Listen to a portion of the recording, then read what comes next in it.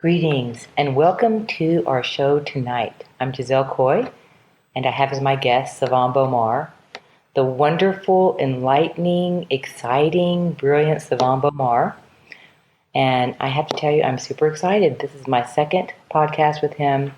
I'm still blown away by the first one because he's amazing to work with. So before he gets on the line, I'm going to tell you guys what it's like to work with Savon. You might be thinking, man, that guy, what is it like to sit and talk with him or to work with him? And I'm going to tell you, it's beyond your expectations. Everything about the experience is beyond anything you could expect. I find Savon to be always on point, brilliant, kind, warm, accommodating, utmost integrity, always impeccable in every way. And so I just want you guys to know that may not have the pleasure of talking to him or relating to him in this way, that he is this way that you hear about him, he is that way through and through. And I think that's exciting and wonderful. I love seeing people living, working, and being in their mastery at all times. So anyway, just another thing. We won't tell him what we said about him, but that's the truth. Okay, our conversation began about 6 months ago when the Conscious Media Festival was born.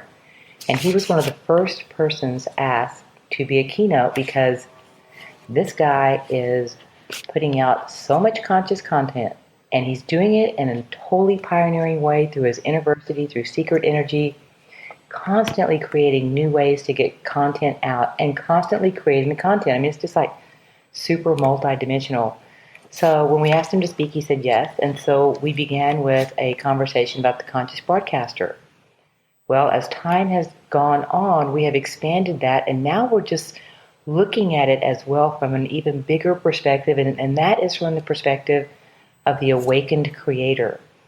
And what more fun thing to talk about with Savon than creation, and we're going to get into that tonight. We've come up with a list of 7, I would say, qualities that we've identified that we're going to talk about and add to, and we also want you to know that at this moment, while you are listening, you're helping to create this podcast because there is a law in physics that says the observation affects the outcome. So just know that you're listening and your intention and your consciousness is helping to shape this podcast. So we thank you for adding your energy to it, no matter when you're listening to it. Okay, so this whole podcast tonight is sponsored by the Conscious Media Festival, which is only 22 days away. Can you believe it? I'm just like, whoa! There is a lot going on. It seems like there's just some sort of super excitement building. It's like people are coming on last minute. We just signed on Heather Sartrain from Cosmic Disclosure. If you're a Cosmic Disclosure fan on Gaia TV, Sandra Walter, the gatekeeper of Shasta, is coming, and in fact, I just heard from her today. She is going to offer the opportunity for a free ascension course if you attend the festival because she wants to meet you, but she's making this thing available to you if you are going to be here at the festival. So that's really pretty amazing. And we also have, if you haven't heard of the latest entries, we have a whole panel on disclosure with Mark Mueller, who's an attorney, with someone who used to work for 60 Minutes as an investigative journalist, and we have this whole whistleblowing panel. Mark is creating a culture to make whistleblowing safe, and so he is working from the legal field to help encourage and educate people how to do this, how to take conspiracy into action, how to move this, because one of our overlying themes of the whole festival is action. We already know we're going through huge change, but it's time for action. So that's one of the 3 main conversations going on. We also have Alexander Mazzoni, who will be interviewing Heather. We have Ron James, who is the founder of iVolve TV, and of course, Rion DeRowan. We have Kate Nelligan, founder of Synergy TV. We have a lot of TV networks in here because that's a major feed. We also have Joe Martino, founder of the Collective Evolution. Of course, we also have Regina Meredith and many others. Check out the website, consciousmediafestival.com.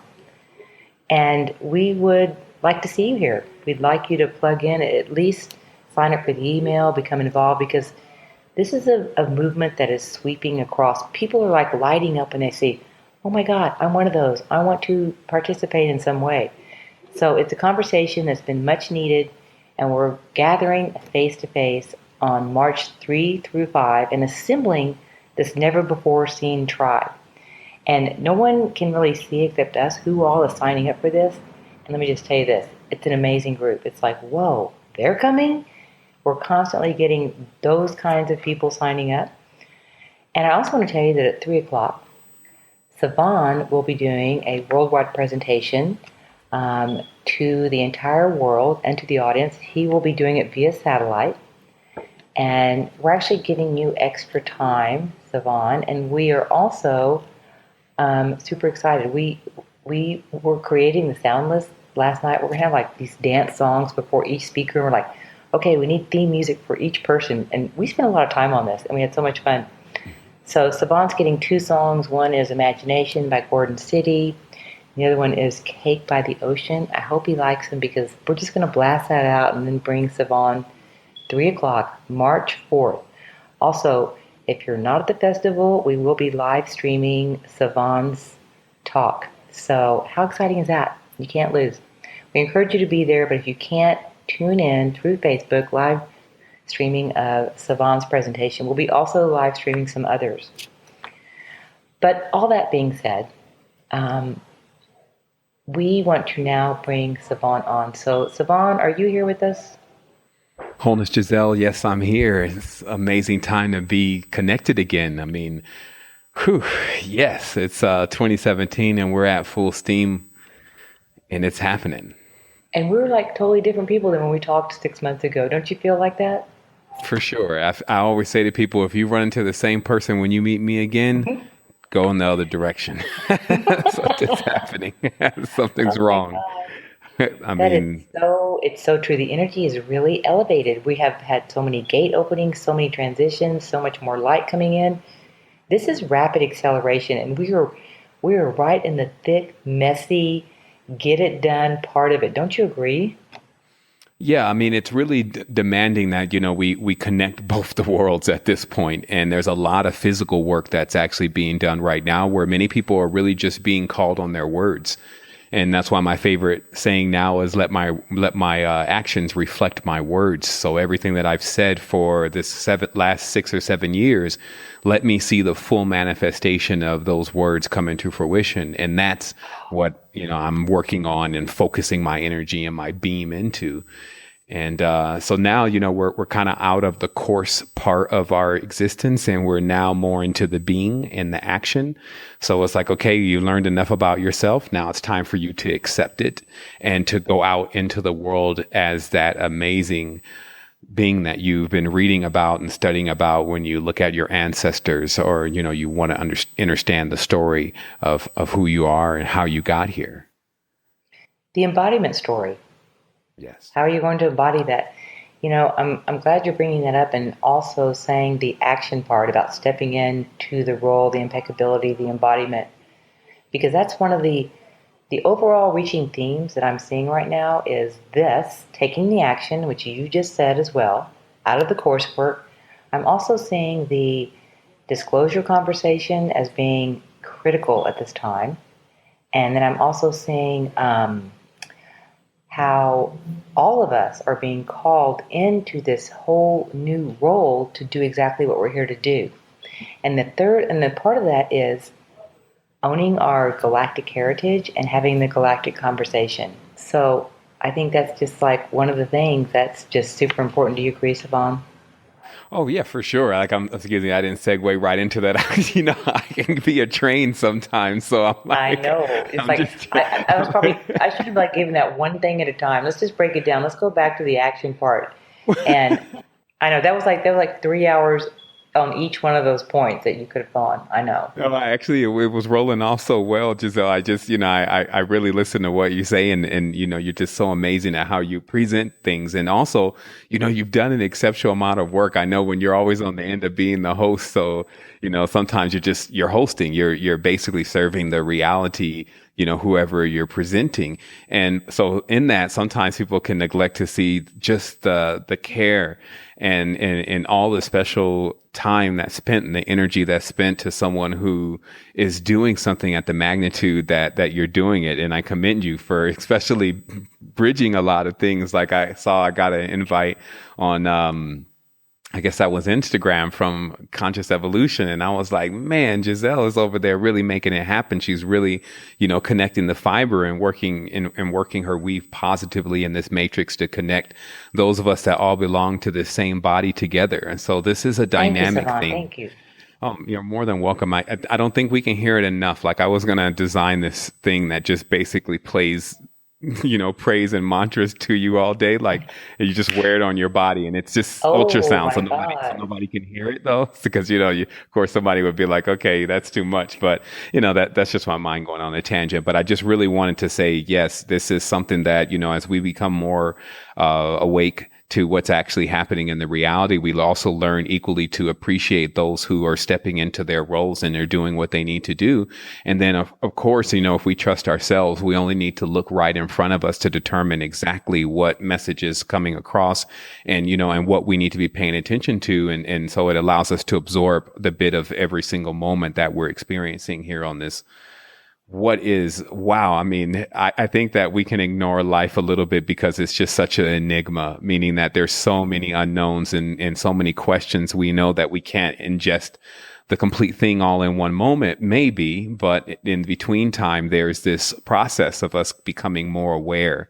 And so today, I'm going to love to get into some dynamic tools that we can all begin to use to start to increase our qualities and of being a creator, to allow what we create to fully reflect who we are and to open up the throughputs. Like, if you just have a single bus, let's say in a computer, only so much data and so much accessibility can come down that bus. So when we open up the bus, then there's more to tune into and tap into. And we all face, some challenges, obviously, but now we're getting more weathered in this. But some of those challenges really steer around when you do something as unique as create conscious content and you're not going with the norm.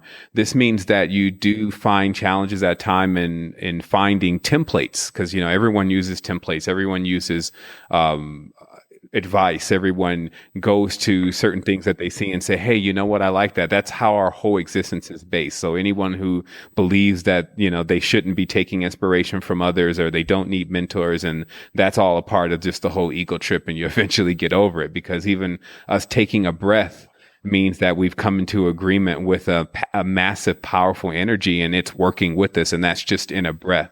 But, it's so much in a breath, right?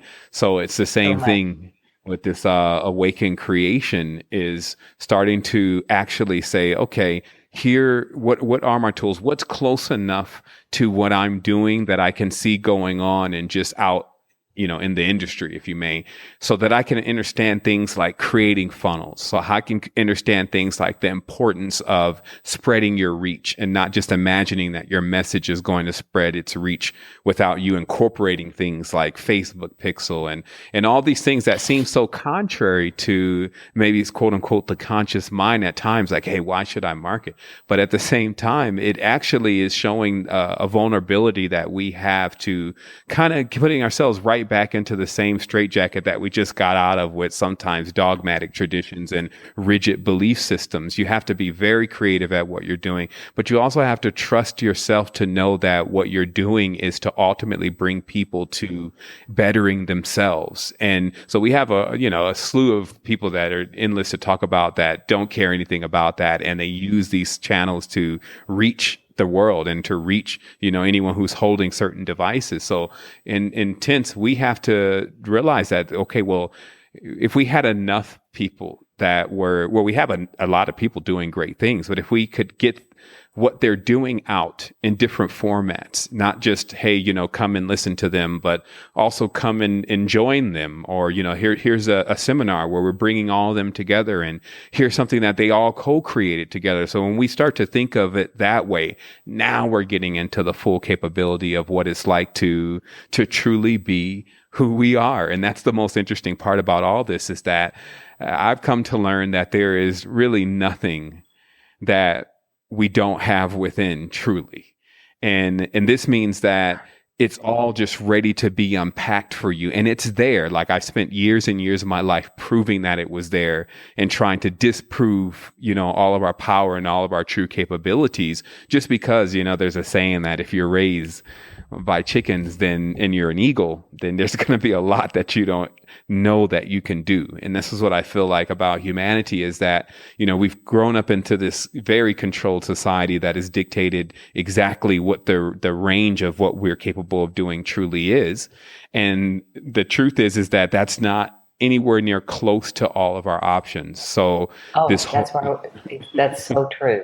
Yes. That's where I totally want to jump in just for a minute, because you touched on this fact about being called to action. You're stepping into, you're living it now.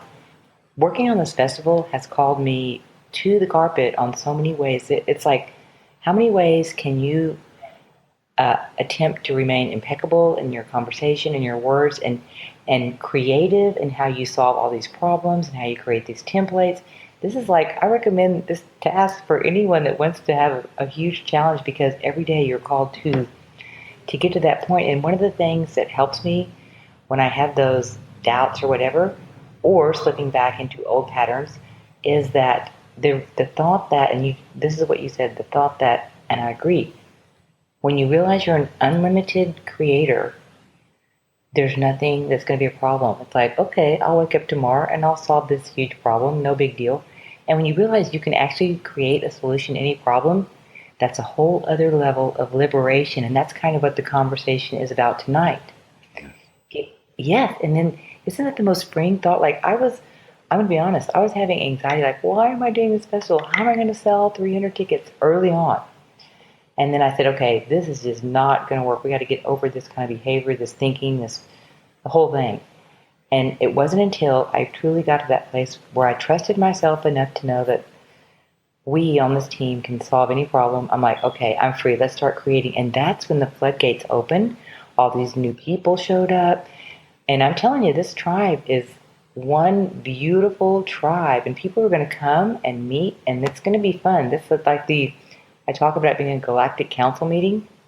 I mean, you're coming here for a higher message, higher purpose, and you're bringing your higher self. And you're going to meet some higher level team members while you're here. Right. And that is the definition. If we looked up the definition last time, some people expect to, full on UFO to land over the building, and and then how's everything going to be the same after that? Like, it doesn't even matter what was really discussed in the meeting. Everything is going to be changed after that. So of course people would love that, but truly, that's like, I call it like seeing the ants and missing the elephants. Right. Yeah. And because what we're really in front of, when someone comes to deliver a message, is really a powerhouse, that a real power plant in itself, that we have the opportunity to either plug ourselves into and get ready to receive, or completely go monkey mind and start going into all these, dualistic thoughts and judgments about that person, right? Or in that space. Absolutely. And the interesting thing is, something that you mentioned about, some of the anxiety when taking on very large projects. Everyone has to know that there was nobody who didn't have that, anything that was going to be major, have that point where they felt like backpedaling, even especially, let's think about when someone's going to make $1 billion deal. It's not like a light matter. So of course, through that whole process, there's almost going to be something installed that keeps saying, hey, maybe we shouldn't go through this. Hey, maybe we shouldn't go on with this. Imagine the risk, and all of that. And what I found is that when you tap into this zone, the all knowing, as I call it, well, actually, it's not me calling it, it's the truth. So it's what everyone can refer to, but this all knowing zone actually puts us into this position of actually entering the ultimate relaxation. And this is very interesting because, we've studied a lot, but we also have to sometimes go back to what we studied and see what was really going on. And one of the big things that was really going on in a lot of the most powerful people that were changing things and guiding things from positive to a negative level, it's just a blueprint, is this extreme relaxation when carrying out these kind of actions and activities that have these extremely high energetic magnitudes to them. And the purpose for that obviously is that when you become, like, Bruce said, be the water, my friend, when you become porous, right? Like, so how we exist, let me just give some backdrop here. How we exist as beings is very similar to the atoms and particles and molecules, et cetera, cells. And all those things that I even just named are not visible by the naked eye. So they're extremely small, but they're still measurable. So if you can imagine that the reality then has this filter or strainer, and as you attempt to pass through into certain levels of things, if you have too much, what I guess we can call, some people would call it awareness. It's like just being so in the body and who you are and all of the shit dialed in, excuse my language, all at that one moment, you just become a fat particle versus when you don't pass through the membrane, versus when you relax. You Mm. actually dissolve a lot of your ego. Really, that's what happens. Like, you don't have much of an identity. And because you don't have this identity, but not in the way that we understand identity, this language is very confusing, but because you don't have this identity or signature, then it can't detect you in many ways. I'll just say it like that. It can't detect that you're there. And in that, you pass out of the membrane of this reality through that membrane. And then you enter into the reality of where things are really taking place first. I call it the back room. This is very similar to even now Oh, that I have these dreams, and certain dreams that I don't, the dreams are like fully animated. They're their own thing. So I just kind of get entertained with them by the night. And I don't really harp on things unless there's sometimes these other dreams that come across and I'm like, okay, this one was crystal and there was nothing that I had to do to make it crystal. So what is it saying? So even recently I had one of those only like 2 or 3 days ago.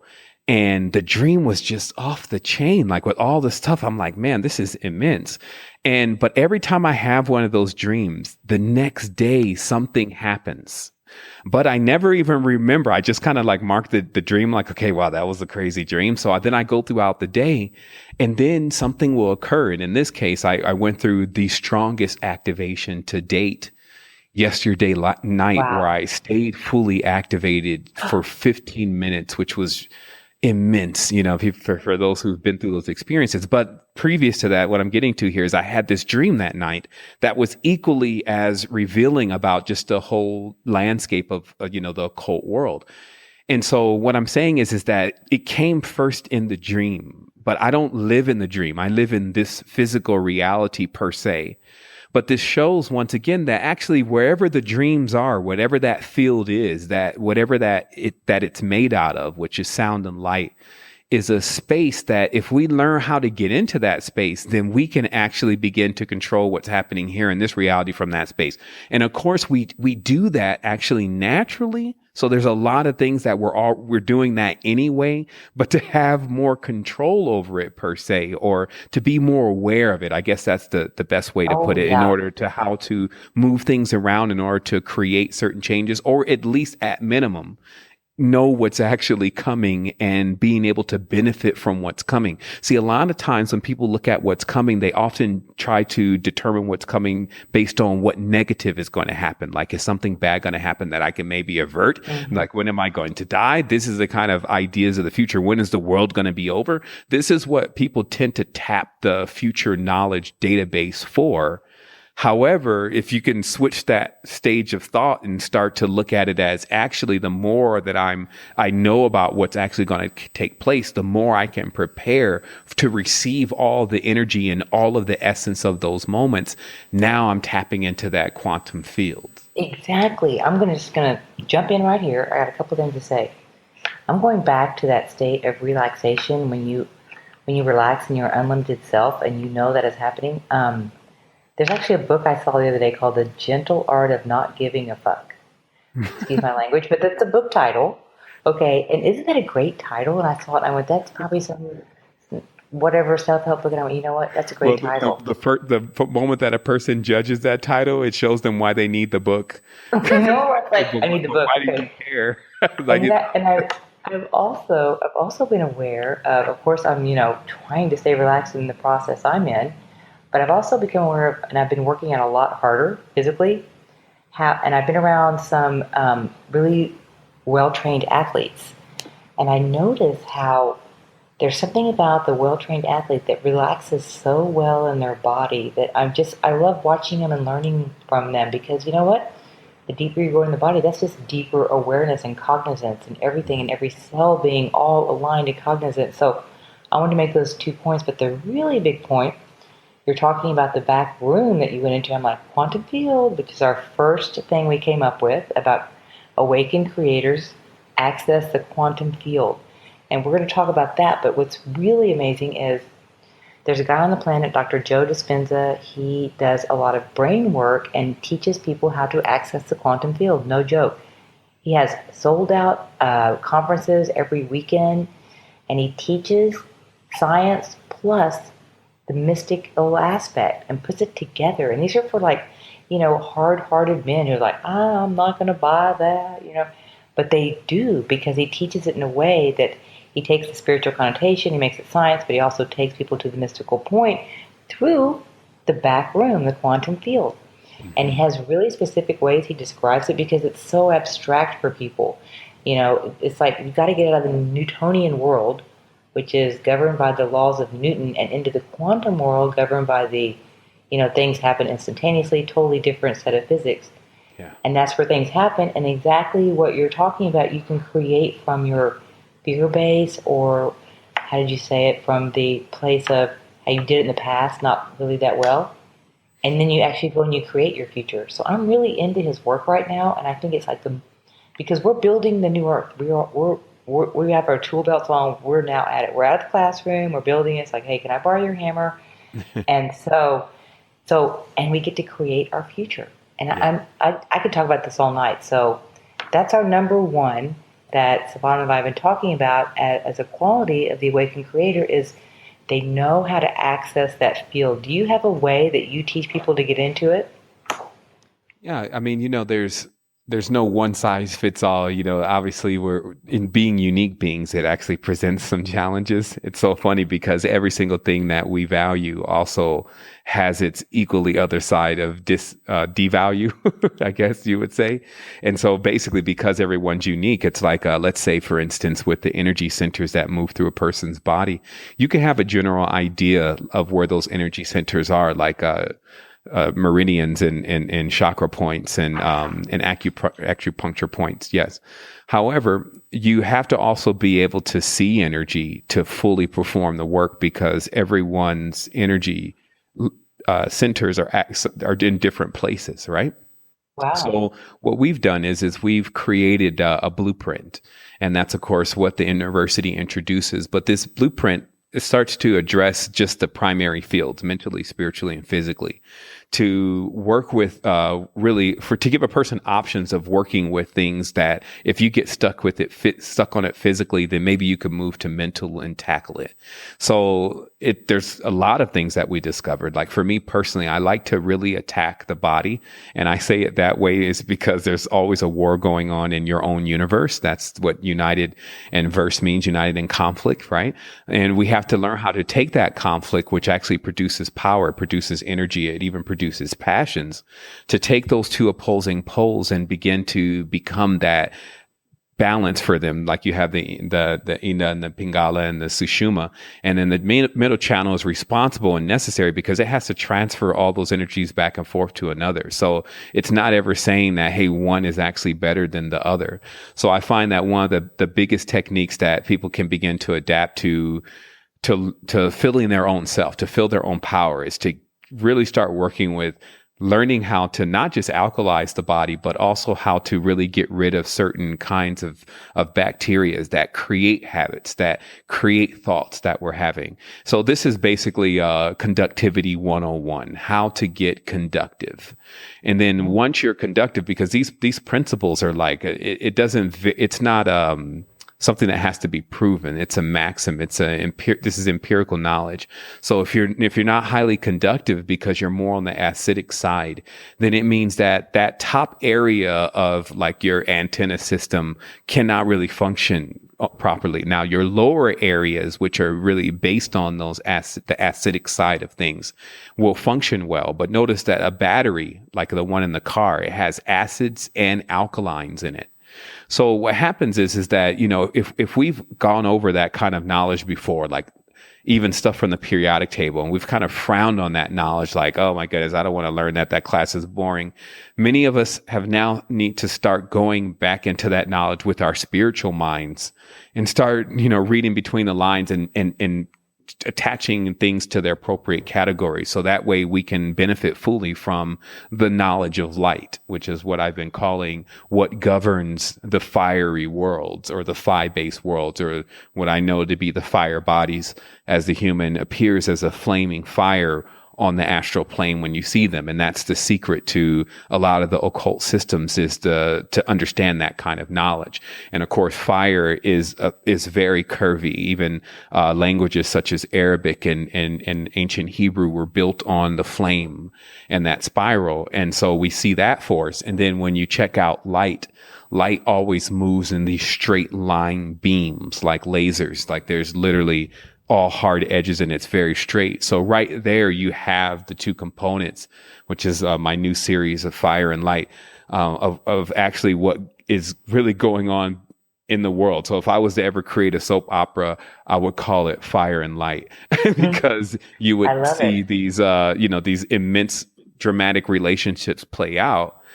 But the interesting part is that even in the indigenous cultures, like in the ancient times, the women were weaving most of the time. And what some of the particle physicists and things have learned now, those old ladies already knew as the warped, which was what went vertically on the weave, and the wept, what went parallel or horizontal on the weave. And what this means is that one are the humans, and the other one are the connections that weave us all together, and that the loom itself was the cosmos, and the colors in the loom represented different states of thought and different modes of feeling. So again, when we just for one moment, just imagine that for some reason, someone doesn't already have all the knowledge just because they don't have a Hadron Collider or access to some massive guru or whatever. We would be wrong with those judgments, because people have come to the realization of the matrix from different means. And now it's time for us to say, okay, that's your station. It's great. And what other people who have also are closer to coming into it that way, they can learn from you based on where you've gone from there. Like that's why you have mentors. And these are like echoes in many cases. These are like how you would see something smear or something leave a path or a groove. We get a chance to watch those paths and those grooves that are sometimes in this strange forest that we're in, but we know that it's been traveled before. So this gives us confidence that when we complete that path, that there will be some fulfillment in the end. And that's what, this is the grand experience that we're in now. And I'm just so glad that a lot of people are just getting into that part of it and not getting too distracted by, the system that we're still rapidly working on repairing. You know what? And also, I love your comment about the words from different means, because I think it's really important for all of us to know, as far as even accessing the quantum field, which is what a very highly desired state that we want to be able to go into and create our future and see and just linger in as much as possible, that everyone gets there differently. For example, some people close their eyes, they have a flashing light, they see geometric forms, and they travel through a tunnel.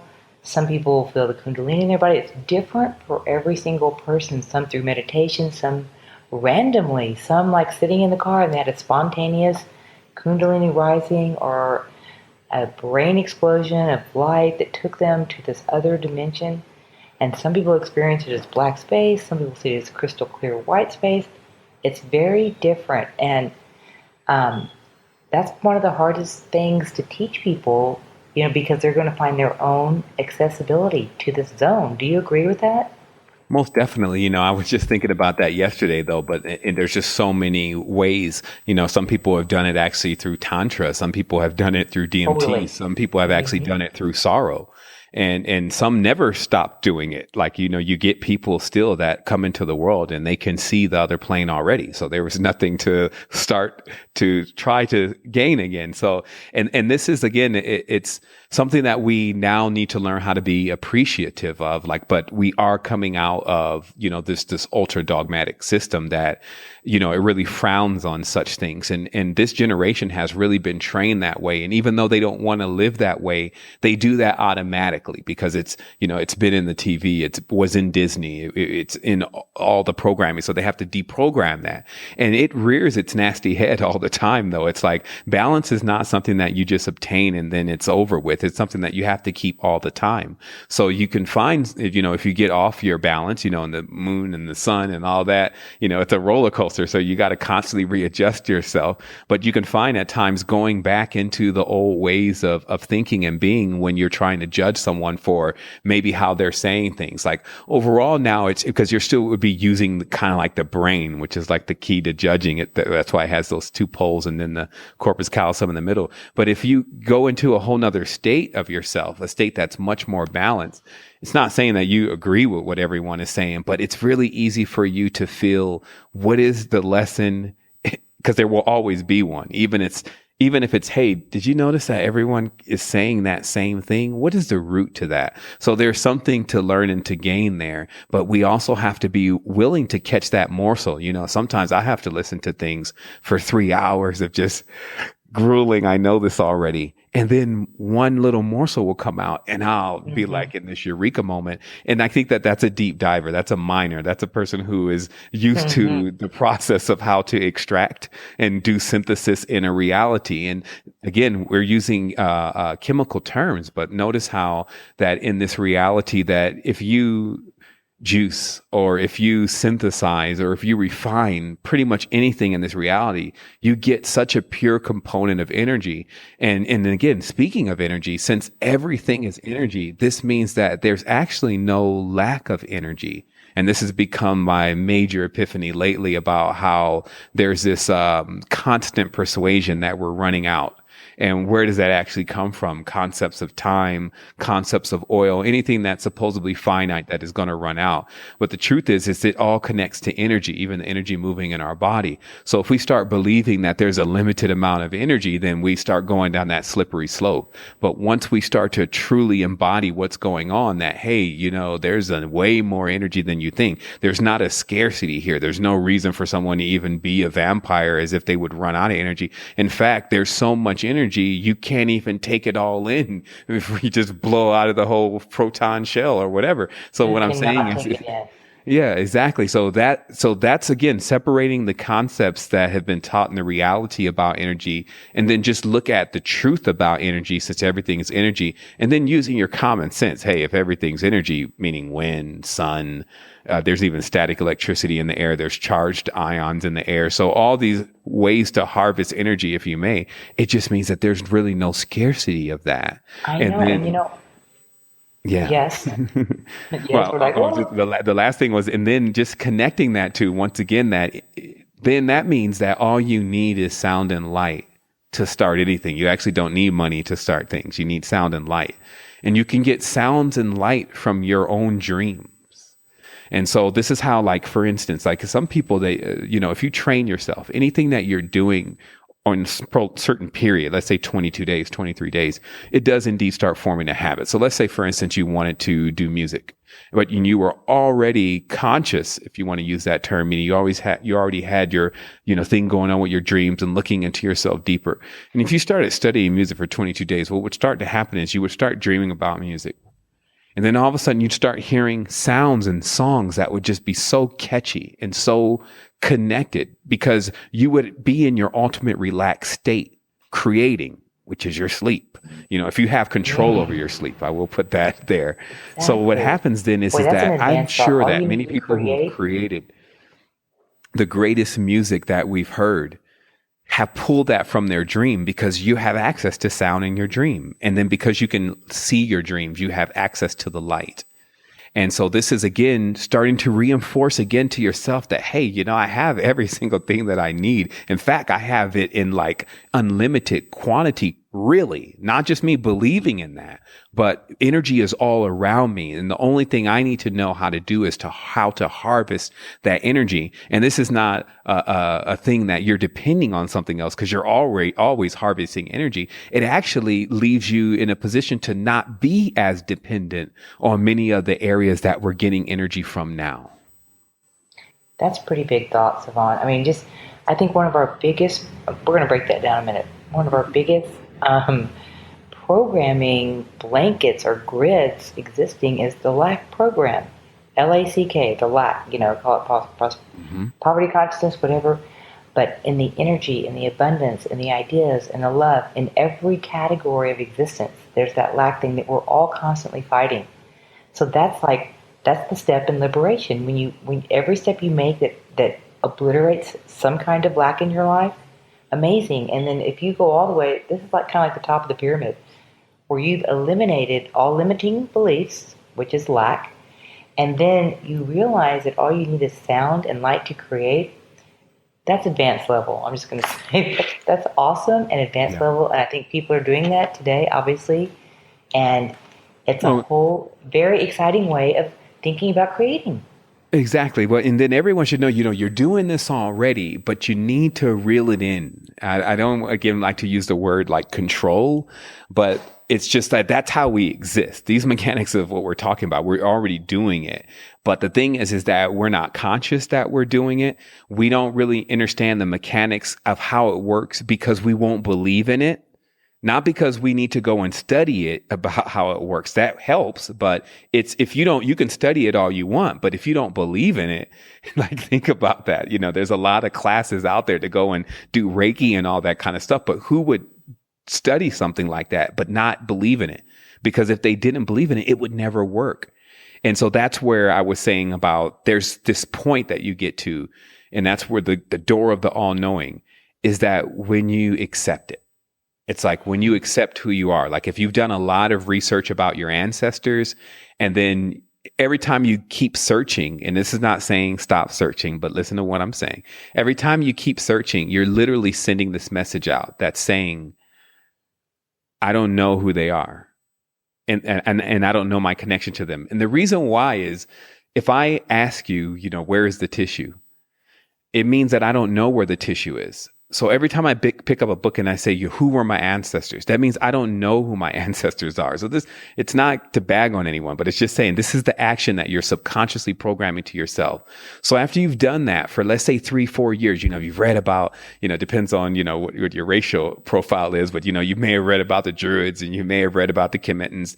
Then you may have even read and figured out that the Kemetans were the Druids. And then so after you've connected all that, now you've gone down the complete King's list and you've got all the netters laid out and you have all the saints there and then the angels lined up to their corresponding days.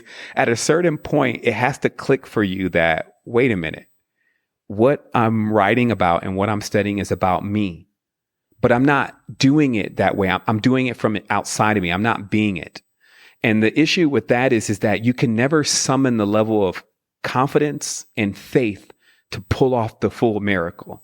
Because this would be like a king that wakes up or a queen that wakes up every single morning and questions why they're king and queen.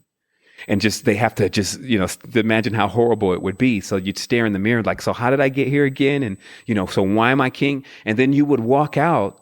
And if you carried yourself that way, none of the people that were depending on you, none of the things that you needed to do, none of that could even happen because you would be so unsure of yourself. It would be so noticeable by everyone. Like, hey, I don't think that should be the king. So what I'm saying is that kings and queens, and we're just using this as an archetypical idea, kings and queens don't move with the level of insurity. What they do is they're fully confident about what's going on and what they're about and who they are. They embody that. So this is the next stage for many people is to say, you know what? Okay, close the book. I am the ancestor. now I'm going to live in this power. And they'll find that their confidence will rapidly begin to increase. This confidence has nothing to do with ego. It's more like the pride that you see within your own species and within the development of your own self. And then that starts to really increase, your overall acceptability of the experience. And then once that's like knocking down the giant though. There's other things smaller things you can start with. But if you can get that one together, then you start tapping into, okay, well, so I'm already this. So then you start conserving a lot of energy, because a lot of things that you keep looking back into and keep questioning, those just fall down like dominoes. It's like, okay, yeah, I'm that too. And I understand that too. And that's what gets you closer to this action. And this action comes with so much power and confidence. Like if we just study just simple psychology, we'll find that those who are sure about what they're talking about, even if it's not true, they can persuade others that are not as sure about themselves and not as sure about what's going on, because what they're projecting is a dominant frequency that says, you know what, I believe in this. So a big part of this adapting to the energy that we have access to is saying, okay, I believe who I am. And now I'm going to move with that energy. And then when you go and do something, this is how, you knock down Goliaths. When you go and do something that's huge, you start to really be able to right away get the wheels rolling, rather than starting to see all this turbulence that starts to make you second guess, if you even should be doing that at all. And if you have the ability to do it. I totally love that, because first of all, certainty is a master level of things, and certainty is a very attractive quality. It's like the number one thing people look to in leadership. Oh, well, he's sure about it, and so you respect that, and you are gravitated towards that. And we all go through these periods where we have all this doubt, and we're like, get rid of this doubt. It's a horrible place to have self-doubt, to doubt yourself, and there's some times when you just feel super frustrated because you still have the self-doubt. Because we all want to be embodying the full miracle, as you say, which I love that term. And also, this is the perfect segue to number 2, which is awakened creators have experienced themselves as infinite, even if just for a moment. And that speaks to what you're talking about. Like once you have that experience, you are the ancestor. You're not reading the book about the ancestor. You are the unlimited field. You have visited the unified field. And then the theme that I'm seeing so much, the theme of tonight is the embodiment, the what is your word? Do you use that word? Yeah, I mean, well, I guess, in strictest terms, I would say that knowledge is the door, Knowledge. and experience is walking through it. So, knowledge can only give you an idea of the terrain. It's just basically like the map, but it's nothing like being on the ground. The only experience can actually put you on directly into whatever it is that you've been studying. And it's true that, I guess, awakening obviously comes in stages. And so this means that also, these experiences with the infinite come in stages. Like last night was the highest stage that I reached. And it was quite terrifying for 5 minutes until I just realized that I should stop trying to imagine that I'm going to come back and just Can you live tell us at what that where I was am. like? We want to know what that feeling was like, if you can describe it. Well, I mean, like I said, for the first 5 minutes, it was terrifying. And, and this is just to be candid. In the world of the adept, often it has these kind of things to it. It's to tell someone that, hey, you're never going to go and do anything and it's all going to be great. It's just being a liar. There's certain things that you have to gain. And when you were in the village setting, let's say that these were like the rites of passages that the elders would be taking you through. And since the elders are not there, something invisible, I guess, has to take you through it if you're willing. But it doesn't mean that you're not going to have to go through it in some way, shape, or form. And it comes when you're proactive about it, it doesn't come in a way where it surprises you. It just becomes the next phase that you reach. So what happened for me this time was, and just not to get into detail because it was a rather lengthy session, but we perfected the formula. And the formula for, just that to be used as a term is basically to be able to go into the high vibration on cue.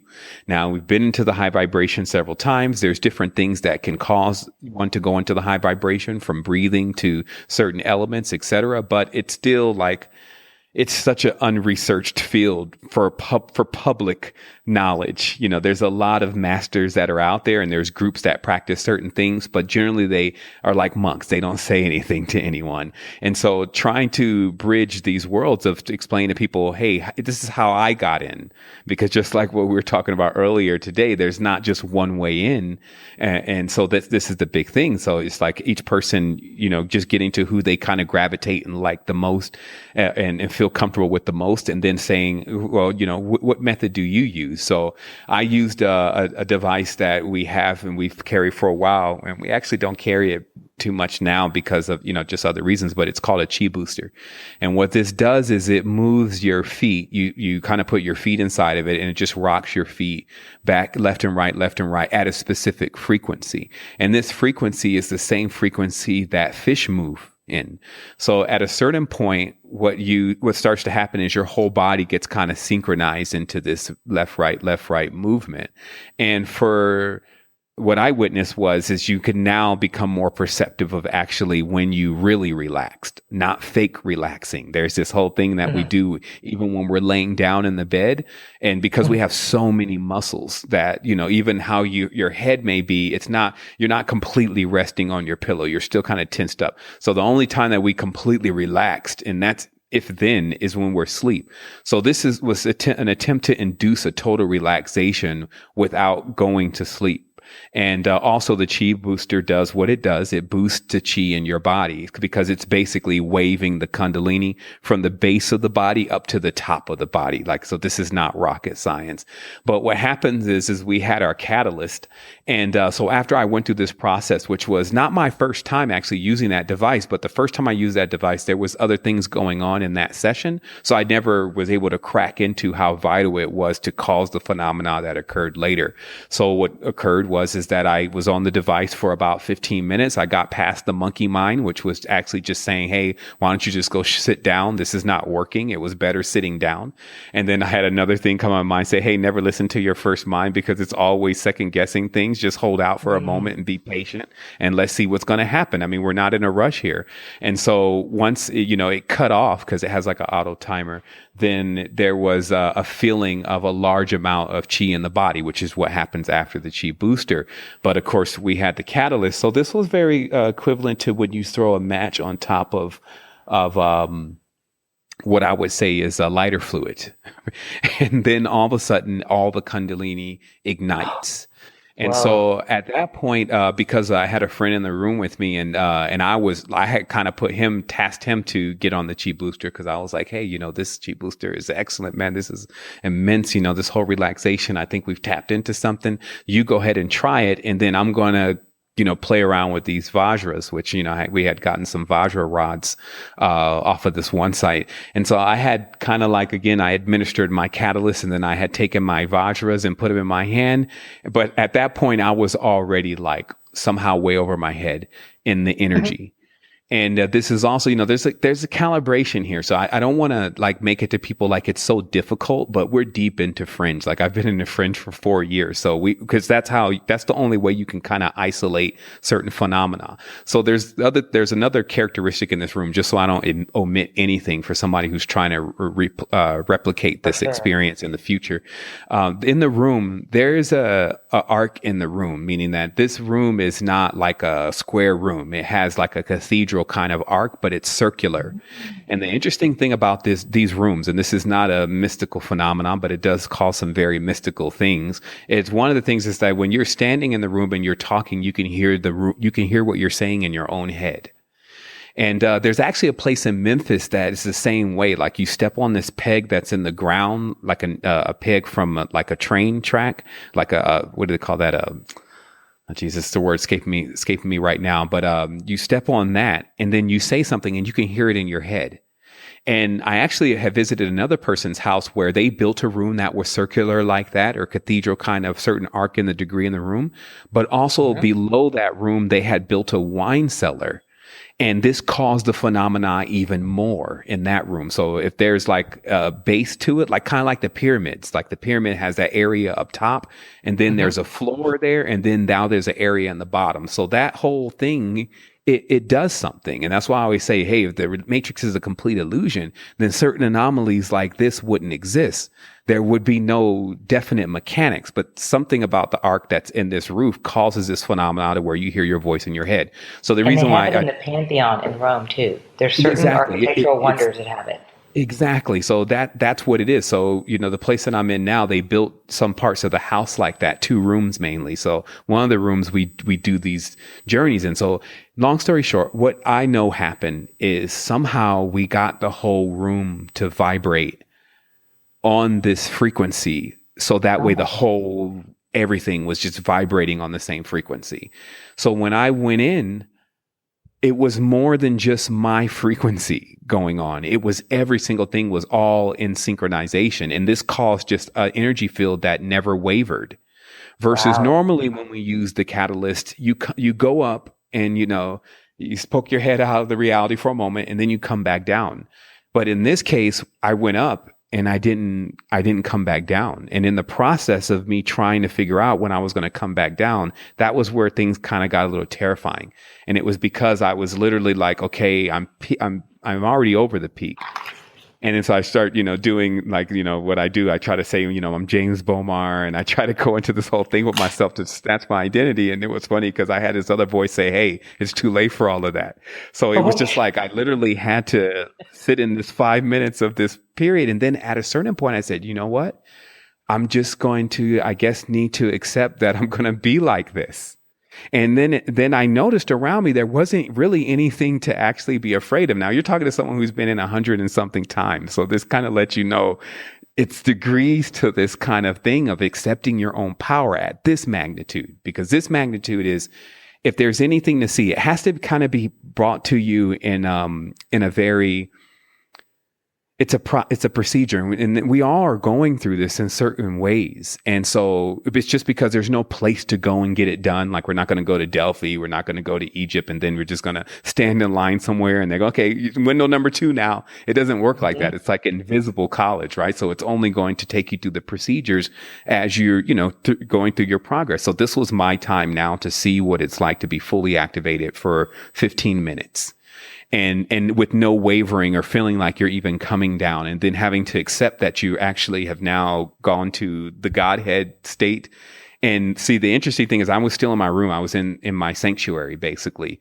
But I'm sure like the last time that I started feeling that kind of energy and I was able to get myself out of it, I was out in the jungle. And I had tapped into the waterfall frequency, and it started doing that same thing. It was taking me up higher and higher and more than I was comfortable with going. And at a certain point, my vision, like what you were seeing, where you see all the plants and all the stuff that's there in the jungle just merging toward you.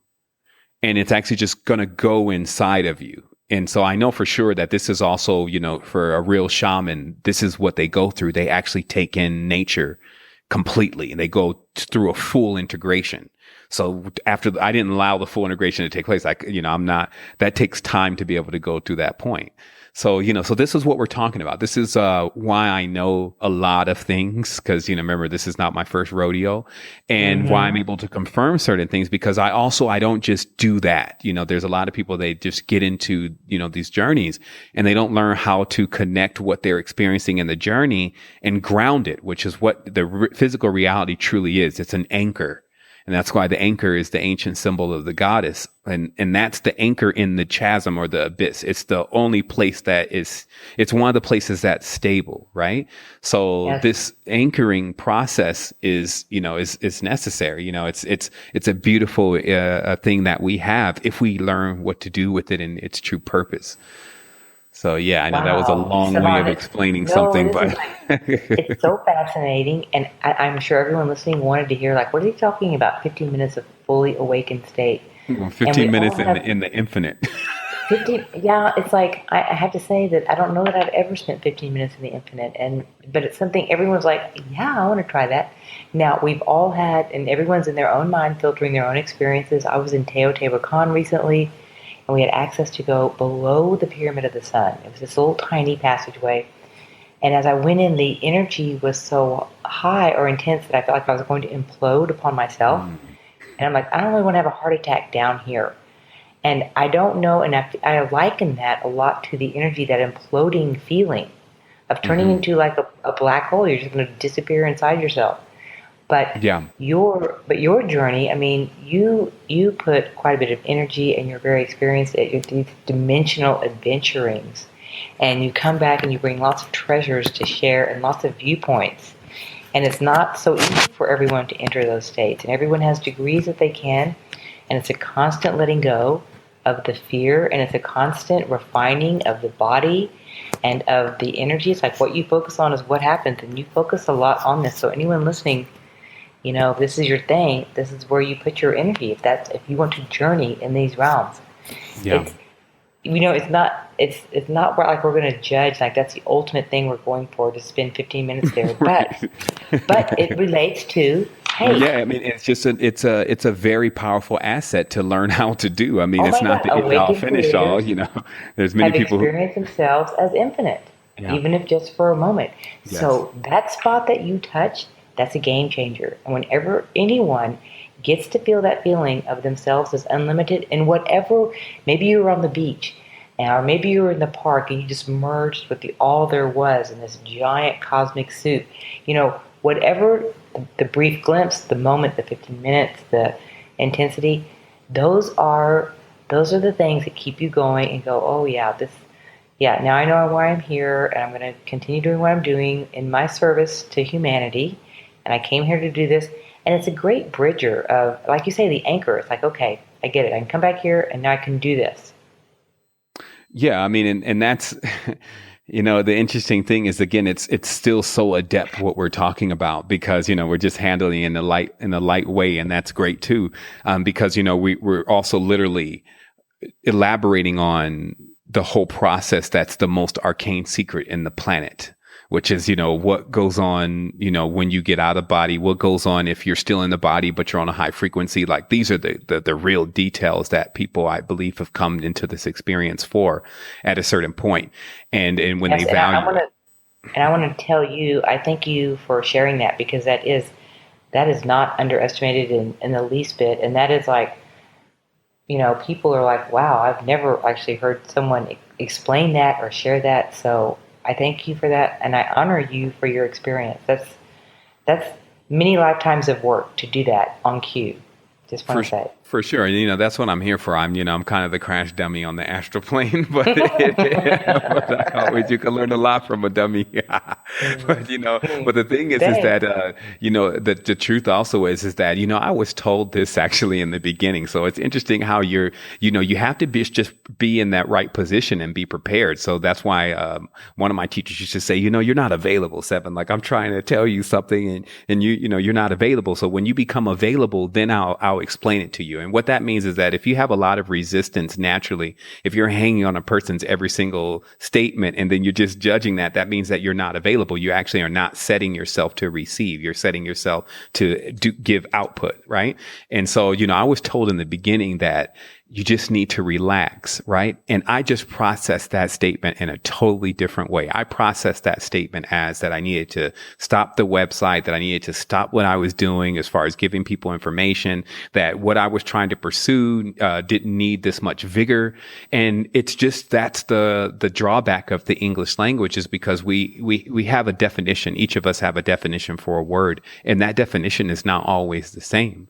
So those masters were trying to tell me when they said, hey, you need to relax. The reason why I learned how to accomplish this power that I have that you see is because I was capable of extreme relaxation. And then because I couldn't process that, because I didn't have that experience yet, it laid itself as a gem that was still covered in rough stone, that later on I needed to realize, oh my goodness, that's what they're saying. Like, if I'm tensed up, the energy can't even flow completely through me anyway.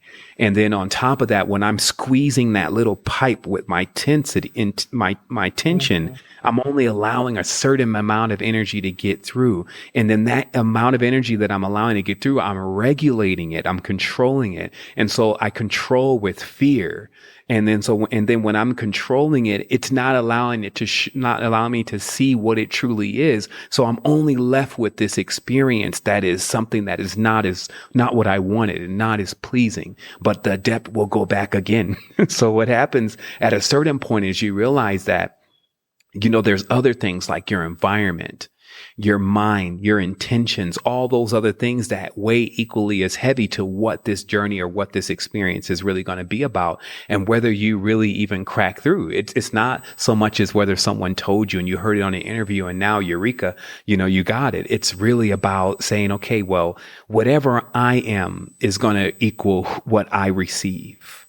And then starting to work on yourself to receive the greatest by becoming the greatest in your own spectrum, not through the judge's spectrum, not through the accolades that are received in the reality, none of that stuff, but just by your own benchmark. Because notice if I was an angel before and I'm doing what I'm doing now, for one person, they could say, wow, this dude is really, really activated and ascended.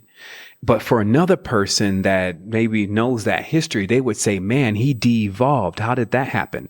So what I'm getting to here is that nobody can truly tell you whether you're progressing or digressing if they don't know where you came from before.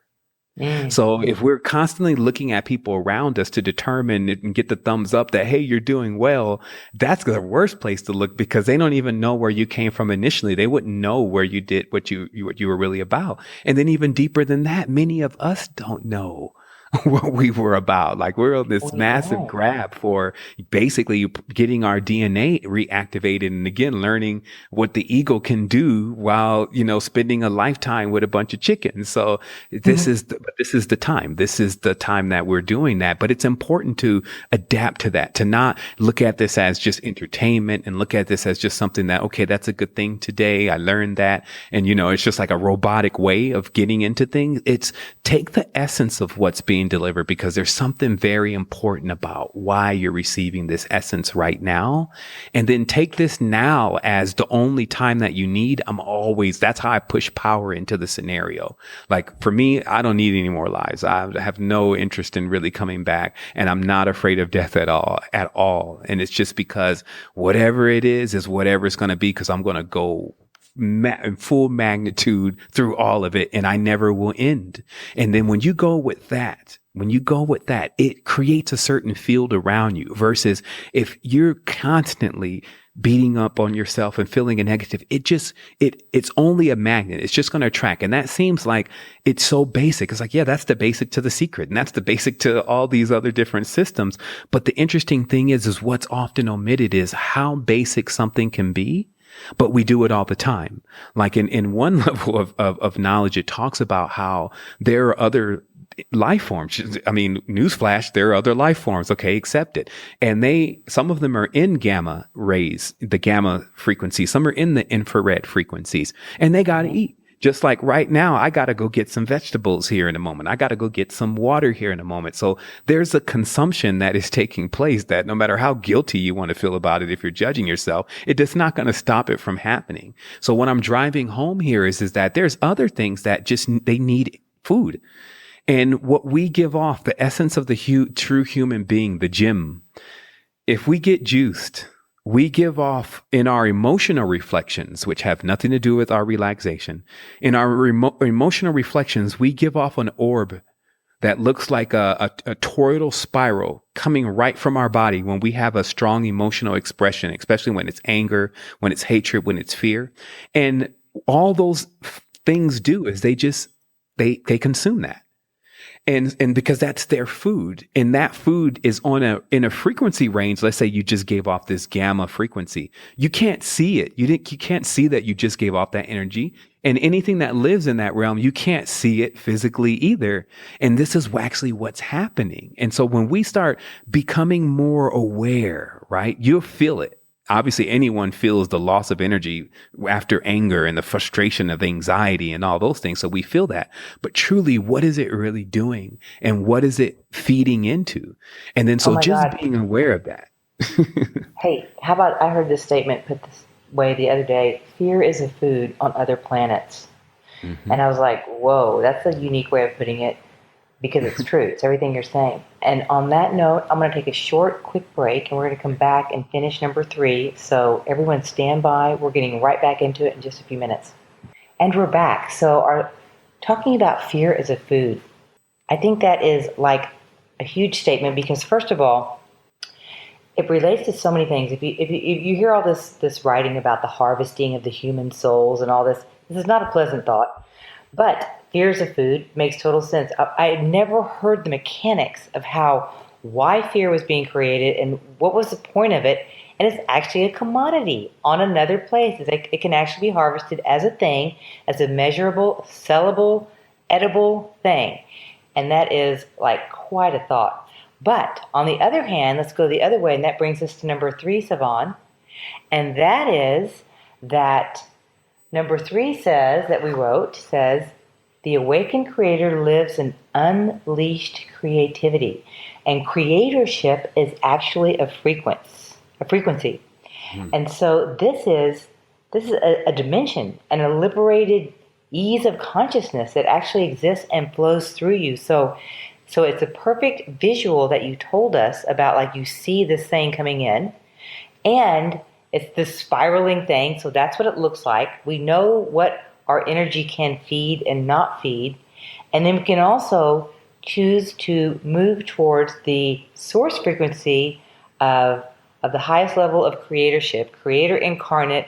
I mean, what's the number one job of the God source? And that is to create, the creator level, which is exactly what we're talking about here. So, good segue into number 3, Savon. For sure. For sure. Oh, Actually, I guess we would be rolling into number 4 even now. And I will let everybody know, since now that we're on the train, like the train we is are on the flowing, train. we're going to start connecting in these next 3 that we have, or 3 or 4 that we have, connecting how everything that we talked about in this conversation thus far, it now connects to all these maxims, because that's what I really see them as, is that, understanding, like, one, you have to be able to access that quantum field. You need to be able to Mm-hmm. relax to get into that space. 2, you have the awakened creators that they themselves have experienced the infinite, that you can't really talk about the infinite unless you've had the experience yourself, and it's life-changing. You can do it. There's no real secret to it except for being dedicated, and it will roll down your path. And then you have 3, the awakened creator lives in unleashed creativity. And actually, that is where we are exactly. So 2 was taking a long time. And that's, that does give us a great segue, because what really happens then is that if you need to accomplish something and you can't actually figure out how to get it accomplished, then you need to go around the other way, right? And so you need a lot of creativity to begin with. Unleashed creativity to me is imagination, Mm-hmm. because and that to me is what really evokes being able to tap into Hey, this. that's your theme song at the conference. Oh Go yeah, ahead. there it is. But tapping into this hypothetical field for a while, because, even in a lot of the depth knowledge, it really talks about how your imagination and your ability to project and your ability to imagine is what creates. And there is no limitation to what you can actually create. And it just, there's a limitation to how much you can believe in your creations. And this is the biggest thing, because that controls the energetic potential. That's what the battery that you put into it. So even the ability for it to get it into this reality, it requires a lot of power, literally, to push a projection into this reality. But if you have that much power, if you've already tapped into unlimited power, because you know how to relax and let those energies roll through you, so that way you can begin to channel and control, well, there's that word again, but to be able to literally channel those energies down to the right vessels. Let me explain it this way. When you eat something, it goes into its respective parts of the body. The body knows, okay, this goes to the brain, this goes to the liver, or we'll send a little bit of this to his pituitary. So it knows where to divide things and to put them. So it's the same thing with us with energy. We start to become the conduits for energy channeling into the right spaces. And not only do we do that on a physical level with our body, and that connects to our spirituality, but we also do that in the reality with the things that we create. So having that unleashed level of creativity and access to that imagination, it gives you the other half of things that often can't see when you're viewing things in 2D. And what I mean by that is, that we don't see the back behind things, the way that we view things with these two eyes. Like, you see only what's in front of you. So in respect that's 2D. So to be able to see the other side of an object, it takes having this extra sense, hence, the third eye, what can view it from another angle, in order to actually give you the complete picture so you can finish the projection or the vision. That's what, to me, unleashed creativity is in its rawest form, is because you have a 360-degree view and access to that 360-degree view of what you're looking to create. It's kind of like somebody who's talking about something they've been, I saw this thing and it was amazing. I imagined this, da da da. And then this person number 2 says, well, are you just imagining that? Or is there even a difference between what you're imagining and what is real? I say, if you can imagine it, and I'm not the only one that says this, I've read this as well. You can imagine it, it does exist on some level. And that's a huge thought, because we're so trained to think, I know when I was growing up, it was like, you're just imagining that. Oh my God, you have such a big imagination. And taught that, that's not real. You have to discard that. You have to get into reality, which is a terrible thought. But we've all been conditioned like that. And so I love where you're going with this, that, the deeper, wider, farther 360 degree that you can imagine, it does exist on some level. If you can see it in your mind's eye, it is existing in the quantum field. So it is in existence. For sure. And it's another way of looking at that, to simplify it for many people, because we have this way of believing that, let's say, for instance, like with the language that is created, then it's given to us. And actually, no, it's that we have evolved the language over time based on everything that was encapsulated within the experience. So this means that we're not actually using a language, that every single thing that you can articulate in the language, anything you can think of, hasn't already been done or can't already be realized. So let's say, pink elephants flying across the moon on Tuesday at 5:00 p.m. with an alien riding on its back. So somebody be like, well, we know that never happened. Actually, in somebody's dream, it did. So the main point to this is that to come into the realization that there's still more stages beyond that. Like there's someone can actually harness that vision and actually ride on the back of that pink elephant and the alien in their lucid dream, and it be more real to them than even life could be real for us right now. And that's just because that's what governs it all, how much you actually believe in it, how much you actually desire it, because that's basically your own current. That's what you're spending your current or spinning your current on.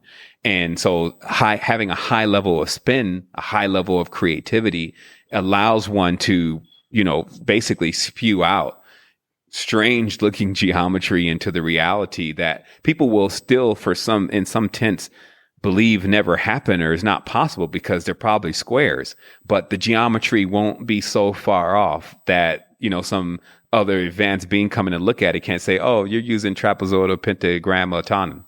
And we stopped using that. We're kind of just on a fractal based system now. So it's just like, having that, you got to have, that's what I mean also by that creativity, because some people say, well, that kind of imagination is fanciful. No, actually what I did was I just drove around the serious part to get back to where it connects to facts. And that's what imagination is used for. Because, if we didn't have it, then much of what we would be seeing in front of us wouldn't even exist, because somebody wouldn't have ventured out to try to imagine it. But here's the thing. And, I don't want to use that word, but, because it's the behind of it, but this is what we're talking about. It's the behind the scenes, though, is a program reality that keeps people in a safe zone. So that way they don't start realizing that it is anything you think it is. And our only output for that, how we vent or exhaust that steam that's created from us not being able to express that all the time in the physical reality, is our dreams.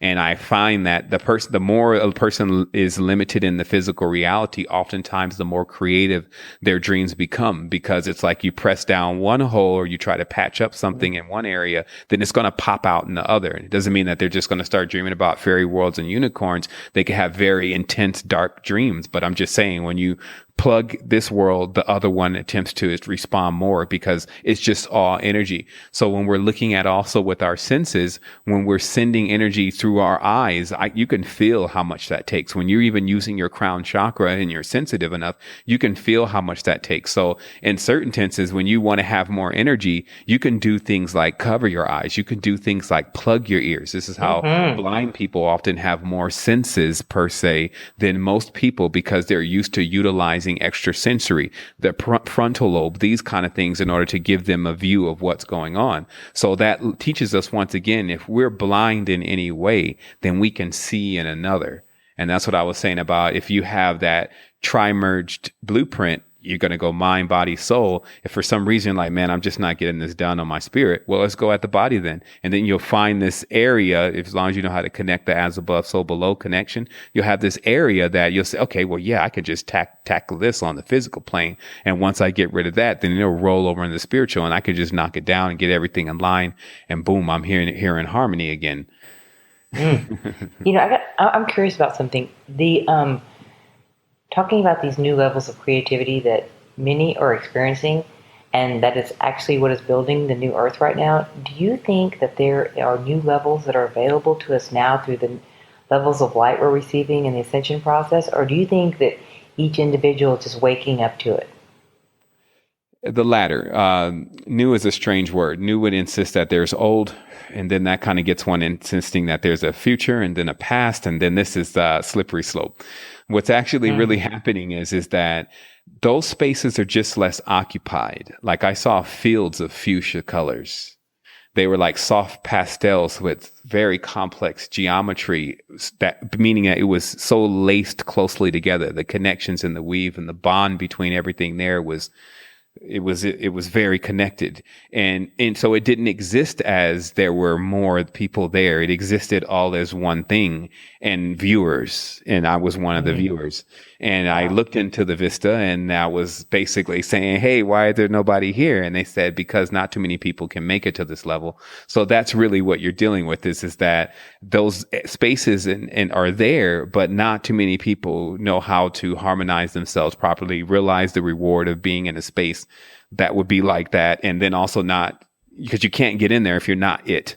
So there's no, let's break down the domain and, let's get a huge army and storm the gates of the high frequency. None of that goes on there. So it's just, when we're ready. That's a beautiful image. Beautiful, beautiful image. Was it magenta? Because I experienced magenta light a lot. The easiest, the closest you can get to would be to go to Pinterest and type in pastel color palettes, and just imagine somebody threw all those over a mandible fractal in 3D, and that's what, and it made a sound. It was like, but like a fluffy fan kind of.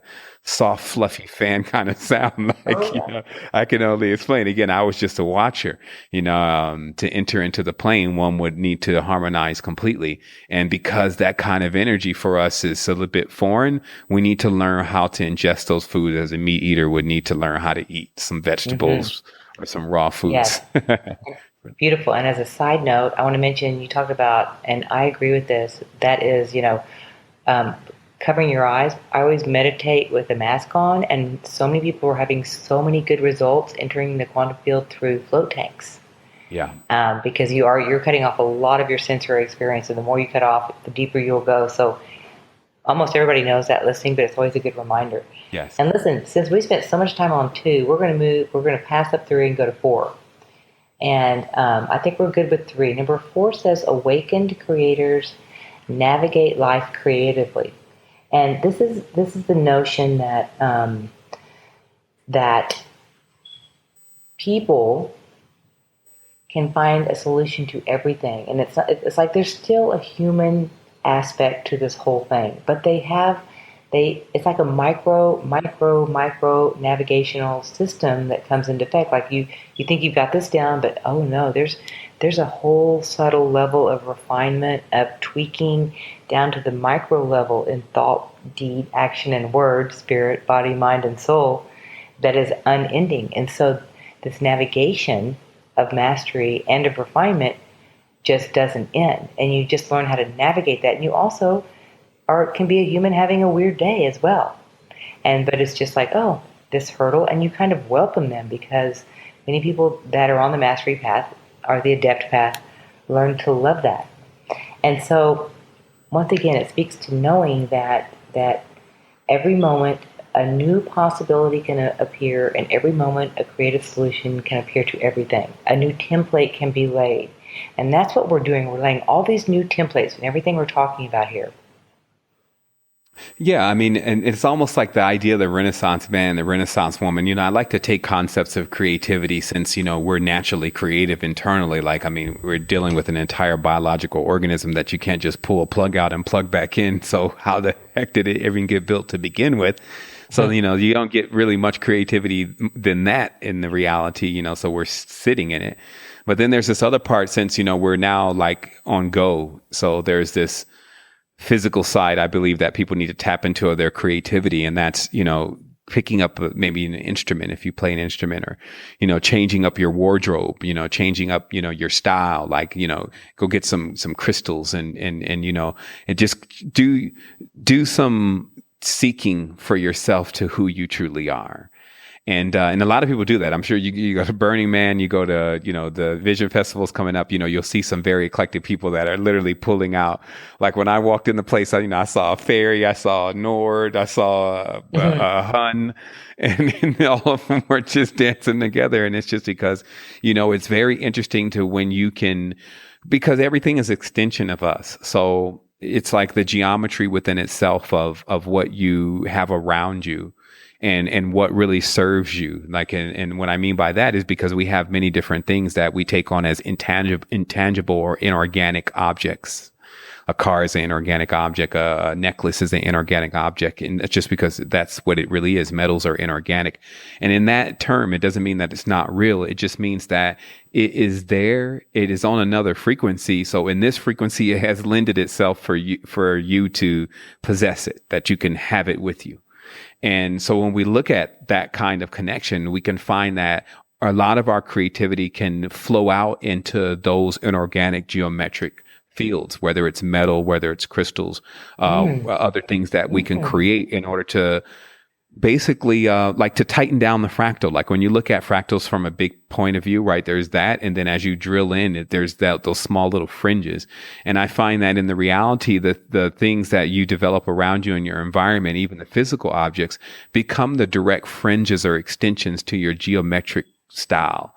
And so this is like, when you see some of the people, especially within the 50s and the 60s and in the 70s, you saw a large flare of creativity because all of the mentors were like that. Each person was challenged to develop something original, versus, of course, now there's more of the opposite, where, there's these stereotypes or archetypes that are delivered in the reality, and you need to go down those channels. And so this is how we kind of gain back the part of us that also has fun in this matrix by remembering the regalia. Totally. Seeing life as play, and that is from the relaxed state we keep talking about, which I love you introducing that. And by the way, imagine if you just turned on this podcast and you heard somebody saying, "Yeah, we're drilling down to the fringes of the fractal." Isn't that a great line? I would go, I tuned into the right station. I mean, that's what I did. That's a great line. I give them 10 years before they realize what I'm capable of, for start asking the right questions. That's awesome. Okay, so the play aspect, we're going on to number 5 now. Awakened creators protect their fields of creativity. Now, you and I, this is kind of like something we talked about in the Conscious Broadcaster, where we talk about knowing that you're creating treasure, and you design your life, and you live your life, and you're kind of non-negotiable about how you live your life so that creativity can flow. And that's knowing your environment, weeding out the people that are not serving what you're here to do, like that are not part of your mission, or just being so hyper aware and hyper dialing in everything for the blossoming of your own soul and its creative, unique signature. Yeah. Yeah. I mean, this is a big thing. This is, anytime the centuries have to stand up, then everything gets serious. But, adept is adult. And a big part of adult is an understanding that when you have, let's say, children, you're not going to let certain things happen to your children or certain things around your children. There's this whole protectivity thing that we have, even the outside of our body is the protection, a big level of protection, our skin, right? The derma, the dream.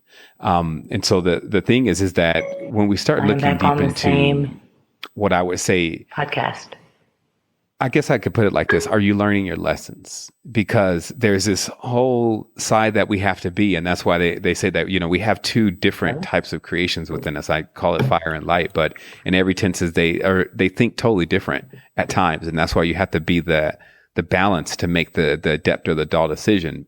Because let's say some people are very relaxed, and that's great to be when you're by yourself. Let's say relaxed in the sense to they don't care who's really around them and what that person is doing. They may not even have really that many objectives of what they need to accomplish. They don't even believe in that kind of thing. They just believe in going with the flow. They may have already something set up, like their own institute or something like that. So it's just kind of flowing like around their own place, right? And because there's a time and place for everything, if you set your sanctum up like that, then you want to live there, then do what you want. But when you take on certain responsibilities, like let's say, for instance, you're going to try to deliver the message to the open populace, not even to just specific group, just your open populace. Now you have to realize that, well, you're the one that said you were going to do that. So you now need to know everything that comes with that. So when you go and embark on being the creator to create things in this reality, you're accepting an immense mantle. And a part of that mantle is that you really work with protection as far as assisting others that are around you and getting information from you and experiences from you from having negative counterproductive experiences. Now, of course, things happen, so you can't beat up yourself about it. The lesson in itself could be the lesson. This is a very paradoxical reality. And that's actually before I even finish this part about the fields of creativity, is to also tell people the main thing that you'll see with anyone that is a real teacher is you'll often see hypocritical type of behavior and statements. And this is because the reality is a paradox. So they tell you that already. So you need to understand that sometimes when you hear things, it sounds contrary to what was said before. But the only way that we can truly assess what's being spoken is if we take it in that moment and in that context. So, you kind of got to give a disclaimer to people already. And so even that statement that I just had to make was protecting what I'm saying. So that way it's like a disclaimer on the bottom. What do disclaimers do? They protect, keep this out of the reach of children. You need to still consult a physician. This is to protect something, right? So adept is adult. Those are some big words there, because to me that captures the entire concept of responsibility from every which way, on every level, in every dimension. And I know that's what you mean by that. Yeah, because when you create something, you become the parent of it, right? That's the whole creativity thing. And when you're a parent, you now have to protect your child. Like you can't just let your child go and namaste and go run into the street. It just doesn't work like that. So we should lose the entire concept that protection is not important. And then in addition to that, there's different types of protection. Like you even find yourself at times protecting people from you. And what I mean by that is, let's say, you have this position of authority, but maybe you get into this conflict maybe right before your interaction with everyone, and you're still carrying that energy. An adept is going to say, okay, well, let me protect everyone from this energy that I'm carrying by canceling this event maybe, or canceling this connection until I can get myself straightened out. So there's the protection from yourself, a protection of others against yourself. So this whole thing, it really is, it's building trees out of us. I won't even say it's Mm-hmm. building men out of it. It's building women out of us. It's building trees out of us. So it has this intention to take us all the way into all the responsibilities of what it takes to fully be infinite. And that's a little strange in itself when you think about it. It's like, okay, something is going to take you through the entire process of adulthood through infinity. And so hold on to your hat then, as many people as you can get in your corner is great, but also realize that when you create something, if you're manning that ship, then you also have that responsibility to keep all the riggings in line and tight. And a lot of times somehow consciousness means laziness in many cases. So there's this lackadaisical namaste attitude that can be going on with certain people, and they're coming into something very real, something that's very, requires a lot of attention. And they're just thinking, I didn't really get into that. If that was like, if I wanted to really work again, then I would go back to a job. But the whole idea here is that I just relax. And whoa. That's the idea that you gave this, because last time that I was really trying to do something for people, it actually required that I actually get my stuff together and do quite a few different things. So Mm-hmm. this is what I mean by, sobering up. That's what an adult is. Adult doesn't play that game. It's not playing with, how the child's going to eat for the day. It knows where the food's coming from. It doesn't have that luxury. So, Hey, we're turning adulthood from a bad word to a good word here. oh yeah, oh yeah. I mean, it's the sign. It's a badge of honor. I mean, really. Badge I of mean, to honor. graduate into it, but it has nothing to do with age, and it has nothing to do with a lot of things that we've surrounded it by. But it just has to do with being real. Because Mm-hmm. when you're being real, and you're never, when when you're the most real, you're the most relaxed. Truly, because Oh, you're just being yourself. So you you're have to being yourself. actually sharpen yourself up though, and know what you're presenting to everyone, of course, when you take a certain position of authority. But after that, when you're being real, when someone does that something, you can say, hey, that's not going to happen. That's not going to work. And for obvious reasons. And the person will accept that and be like, yeah, you're right. I'm sorry. I didn't do that. But if you are not, in the right place yourself, then you're trying to explain, well, it'll be uncomfortable for you. And you have to ask another person, when should I tell them? And so all that goes on because you're just not being real. So real is a big part of that infinite side of yourself. Absolutely. And that's why we love people that we can be real around. Oh yeah. Like Okay. we get unhindered. Yeah, and we can have the inner child can come out and play. Okay, perfect segue into number 6, which is awaken creators hone their process. And we've talked about some of this is like knowing how to get into your flow state, knowing your individual path with that. But there's also another level of this, and this is like when groups co-create. And I think that's pretty fascinating because I feel like there are groups that are getting together and creating, in the quantum field as a group. There's a movement and a group of people known as the Flow Genome Project, and they study conditions, ideal conditions for groundbreaking creativity within a group. Like I'm sure they've applied it to Google and some of these bigger companies, but they try to create a setting in which goals and they found this little sweet spot that goes something like goals are almost impossible, but not impossible. There's tons of stress, but it's not going to kill you stress. You're isolated in a certain area with a certain number of people. And so away from distractions and any other input. And they have actually got this down to a formula of honing a group, quantum jump creative process. And I love that idea. And that's what I call really getting with your team. Yeah. Yeah.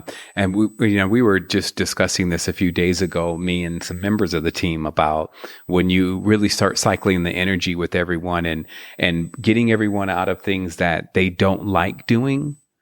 Which is the whole big purpose of the team, is because, and like, obviously for a while you may have to go dolo, you may find yourself wearing a lot of hats. And in that process, you'll notice there's things that you really don't like doing.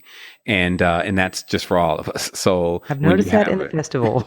yeah, Oh so my God, it's like new levels of that have come forward. yeah. So, but there's always someone where that's just their thing. And so, developing and holding in the process is also a big part of, getting the right tools even around you and the right, I have this old segment that I did on this talk that was internal yesterday, but day before yesterday, excuse me, but it was just about productivity tools and always how to stay on the lookout for them, because there's like a new one. It's called Koji. We always drop some productivity tools here on How do you when we spell get together. that? It's COGI. Mm-hmm. And And you can get that in any app store. You can type in Koji audio, and then you'll find it, just so you know, just if there's any more Kojis out there. But this Koji, what it does is it allows you to, and this is just a simple productivity tool, but let's say, for instance, we're having a meeting, we're brainstorming. And it's, we're in this meeting for 3 or 4 hours, and several things were brought up. And then now when we're done, we'll say, okay, so you got the recording of the meeting? All right, yeah, I got the recording. So I'm going to go ahead and review this. And then I'm going to get back with you at what I felt like were the high points in the meeting. Now, the biggest problem with this is the recording's 4 hours and you have no idea where any of those high points were. So what Koji does, and also you have a very large recording that's going to take up space, etc. So what Koji does is when you start a meeting, it's always recording. It's called buffering. It's always recording, but it's not actually recording, meaning that what's being recorded is not going to become the file that gets saved. What's going to get saved is, say, about 15, you're talking, and then maybe 15 or 20 seconds after an epiphany, you say, man, that was a great idea. So then someone will hit the Koji button on the phone. And what Koji will do is start going back 10 seconds, 15 seconds, 30 seconds, 1 minute. And it will grab that chunk, because you always be able to know, yeah, we just built on that for like 5 minutes. So you go back 5 minutes, then it'll save that chunk. You'll tag that chunk. And then you tap the button again, Koji will resume the process. Now, the important part of working with something like that in a group where there's constant ideas being brainstormed, but there's also those huge segments of just improductivity that is needed to actually get to a solid idea, then you end up with just the files of the creative ideas and them tagged properly, so that way you know how to sort through them. So you can immediately go right into your next process of basically giving at least everyone a bullet list of what was the main topics of what was discussed, and now what needs to be worked on. Bam. So that changes things in the dynamic of a meeting and, trying to get something together. So that's just another example of honing this this creative process with productivity, and also just with anything that's around you, and realizing even within your own technique, like that you can actually begin to spend the time that's necessary to maybe teach yourself something or to get better at something that you already are engaging in. So there you go, honing in that process. You introduced a lot of we both talked about some practical applications in Conscious Broadcaster podcast. So if you really want to hear, if you missed that and you're really into the practical, what apps are being used for what, that's a really good podcast. Yeah, it is. Okay, I'm honing it down now to number 7, and that is awakened creators are building our new earth. And what I love about this idea is what we're talking about is you. If you're listening to this podcast, your help building, if you even have an interest in this, your consciousness is part of this team. We're all working on this together. Savon and I are just happen to be the ones that are just like got the river guide tool right now, but the whole thing is we're all doing it together, and all these little things our level of creativity now is allowing this, and worlds are exploding and blowing up and becoming, look at Savon. The other night he had 15 minutes in a completely activated state. Things are changing, people. Right. If that's happening, we're gathering the conscious media tribe that is going to help. My belief is that one of the biggest influences on humanity is our devices and the media. We're all glued to our devices. So if we can start putting some positive, soulful nutrition through that versus poison, that's what we want to do. We want to tip the scales of this giant influencer of mankind known as media. And it's a bigger subject than I think people even realize that we've even begun to talk about. So building our new earth, and this is systems. This is like the people making the pyramids. This is all the tech that's being made.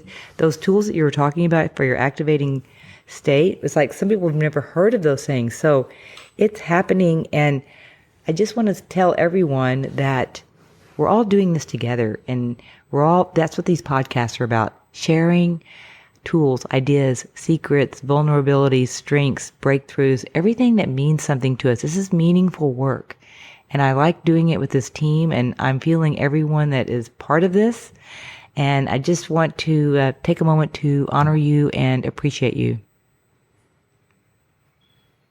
Yes, we do indeed appreciate you. I mean, it would have never got me this far if there wasn't at least one person that was, there and saying, hey, this is really helping me. And it shows you how much we need each other. And that's the collective, because at the end of the day, that's what Earth really is. It's when you take a bunch of Earth in your hands, it's a collective of a bunch of particles. So even there, right there, it's the true expression of what it is. It's not just one thing. And there's so many elements in there that, that you don't even really see all of it there unless you're paying attention and you look deeper. And so this has been an amazing thing. There was a certain part of something that you said in this last thing that I felt like there was something that I really wanted to make sure that we introduced during this conversation. And it's just on the tip of my mind right now. Like I was almost grasping it, and then I was hearing what you were saying, and then I was almost grasping it again. I was like, this is a perfect time to bring that up, but maybe, next time, or maybe I'll think about it in a moment. I do want to let everyone know that, we are continuously building. I've created some new devices, one mainly that helps you with water, because I believe that, it's very tough to purify your food. Just like, let's say, for instance, you want to purify an apple, it's going to be pretty tough, because now you have to, even if it's organic, there's other water, there's bacteria, there's different things that are just on it anyway. And it's the same thing with air. There's so many particles that you're actually breathing within the air. You really need to get some altitude or get into certain areas to not have so many, dust particles, mold particles, those kind of things in your air. But hey, we get by. And there's always different qualities that we can access of those those things. But water is one of the only elements that I know that you can fully purify and fully clean, like to bring it right back into its original state. So that way you could begin to utilize water and the power of water. And so we're building a device called Phi Aqua, and that's what it does. It allows you to take a hold of your power and ability of programming water, and through this device that basically uses clear water to program intentions and frequency into on an ultrasonic level. So this is a big thing. It's another. We're so excited about it. We've been watching the product development. It's like, yes, I saw that, and I was just like, wow, we are ready for that. Yeah. And I was talking about actually also how, since I'm going through that process, a lot of what I'm going to be teaching is about, what are some of the things that I went through in the process that were contrary. Like I thought it was also going to be very difficult to create this project, and now we're very far along. And it's just because sometimes when I visualize what I'm going to do, I see myself doing the entire process, because that's just how I have had to work for a while. But then there's these things when you come to, it's like, well, I don't know how to do that. And then that's what starts giving you the feeling that you are not going to be able to get it accomplished. But of course, there's other people that can do it. We talked about Upwork before. And also there's other people that can do it for a fraction of what you think it would cost. Because somehow we equate when we can't do something that it's going to be very expensive to get someone to do it. And if they put that, you're going to need a professional around that, then oh my goodness, we start thinking of how much professionals get paid in the US. But the truth is there's workers all around the world. They're living in different economies, and they have the same level of skill set as everyone else if you know what you're looking for. And so being able to go and get your project now catted out or into some design or drafting format by someone that you may have paid $150, if that's what you've offered, is possible now because those kind of tools are available to you. So, but again, if you're just thinking how you're going to do it, then it becomes almost insurmountable, and, it's going to cost a lot of money, and it really doesn't. So these processes I'm going through now are also, how to bring something physical into the reality completely. That's an invention or an idea. And then I plan on in the future, of course, and then even on obviously the media festival, where I'll be really bringing out the jewels and the gems for that presentation. I'll be introducing yet more of these tools that I've been introduced to, and how that also connects with everything. So how to create the synergy in what we're doing. Okay. Oh, I love it. And listen, that's a whole course. The process of invention has been the biggest turnoff, buzzkill, wet blanket. You want to invent something in the patent process, that whole thing is just that the whole system needs to be completely redone. So I'm glad you're breaking it down. The world is going to be ready for all those tools, skills, templates that you're bringing down. Thank you for that. And also, I want to say, we cannot wait to hear your presentation at the Media Festival. We know it's going to be amazing. And Savon's probably like, I hadn't even thought about that yet, but I doubt that. I'm sure you have something in mind. And and we are, wait, you're laughing as if. Well, yeah, because there's another me, so it figures all of that stuff out, and I always laugh because it somehow comes up with this spectacular presentation. And no, but of course, we've been really building to something in these last connections that we've Yes, had, we have. and I'm sure the crescendo for that octave will happen, and then we'll keep building from there. But Then we'll yeah, create I'm something definitely new. looking forward to the Conscious Sure. Media As Festival and always. shining bright. So listen, on that note, I'm complete. I'm going to close unless you have anything else to add. And this has been beautiful. And I love working with you, and I love you, and can't wait to see your presentation in about 3 weeks. Okay, wholeness. Thank you, Savon. Wholeness.